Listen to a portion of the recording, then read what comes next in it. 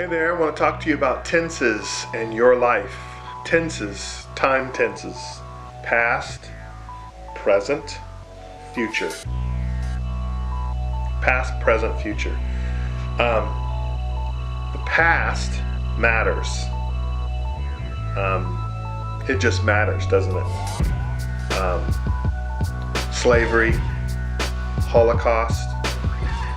It is December 3rd, 2014, and I live in America, and a lot of you viewing this do too.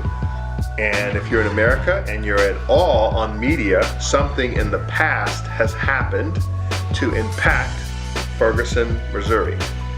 The past matters, doesn't it? The present is a reality that we live in. It's right now. You're presently watching this. I'm presently communicating this to you. And the future matters too.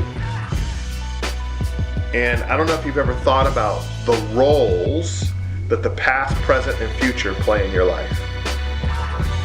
Many of you know I'm a Christian, so I'm always fascinated at how God has gone about reconstructing and retelling the story of God from creation to the end.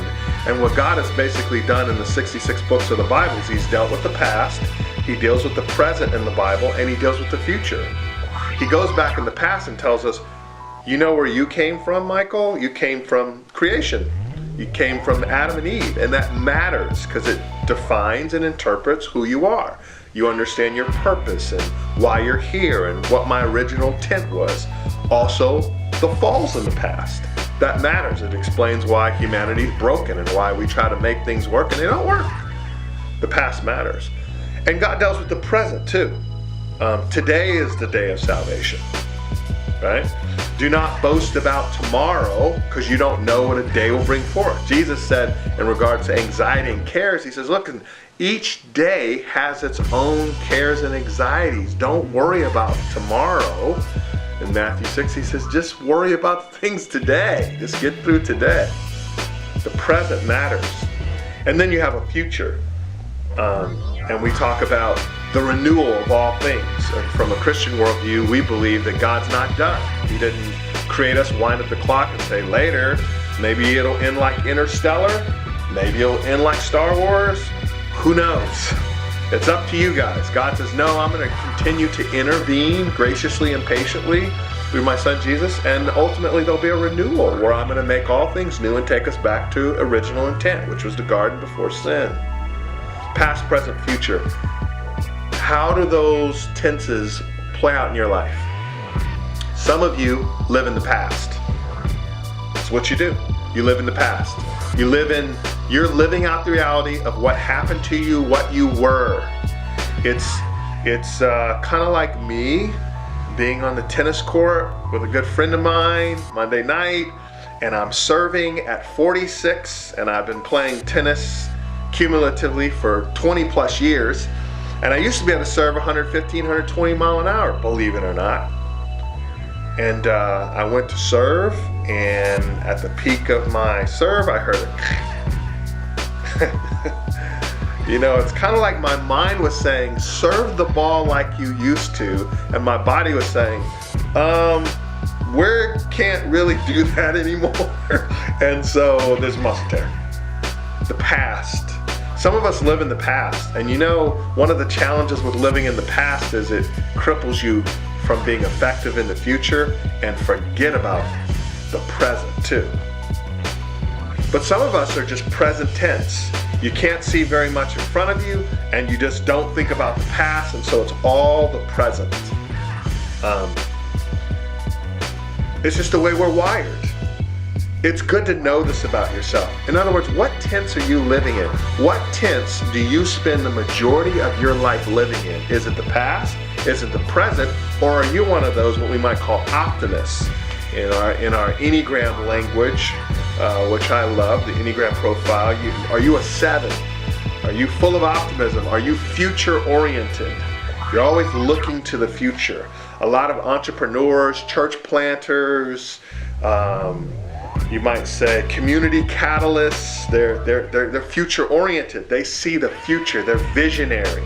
This is what I see, and they live in that reality. They're always chasing it. Some people are a mess because they're always thinking about the future and they neglect the present. What tense do you live in? You need to be aware of this. It's very important.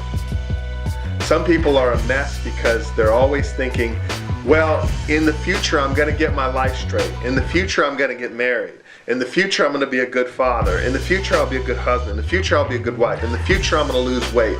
After the holidays I'm going to do this. You're banking it all in the future. You don't even have the future right now. I'm not saying it's bad to be visionary in the future, but you're living too much in the future maybe and not enough in the present.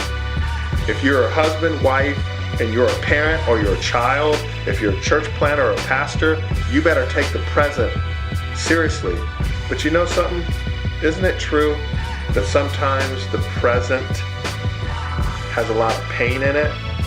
So to deal with the pain of the present, what do? We go two places.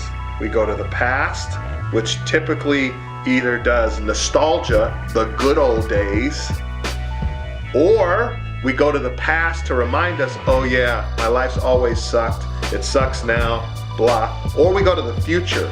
Well, it's painful here, let's go to the future, brighter days. There's no pain out there. There's hope out there. What tense do you live in? I'm going to submit to you that if you want to go somewhere, you need all three tenses. You need the past because the past informs you in terms of your own self-awareness, your own psychology. The past informs you of what God has done, what He's willing to do, what He can do. You need the past, but you need the present as well. Because the present is the here and now. That's called wisdom. You need to be an interpret that. And you need to carry whatever you want to do. Whatever you want to do has to start now. You can't be like, yeah, I want to start a business in 15 years from now. What are you going to do now? Nothing. So you got a present, but you need a future too. If you take a future from a person, they're hopeless. This culture is consumed with the present. Stealing this from my beloved friend and musical icon, artist, philosopher, Mike Cosper at Sojourn Church. You should check everything he does out.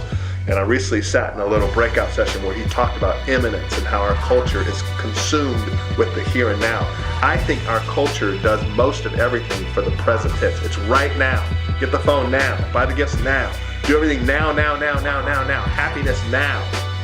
And there's very little regard to the past or the future. And so I want you to have a holistic view of all three tenses and to be aware of where you're prone to live. Because I think every person is prone to live in one of those. We all like that default mode. You shut us down like the computer, and when we pop up, some of us pop up in the past, some of us pop up in the present, some of us pop up in the future. God has designed us to live in light of all three tenses. So let us aspire to do that, and let us be aware of some of our trajectories. I hope this has been helpful. I know it's one of those, in one sense, out of left field things, but I think it's very realistic when you start to think of your own life, other people's lives, and the reality of our community, nation, state, and world. May God give us grace and wisdom to navigate through the three tenses, and hope this does some good.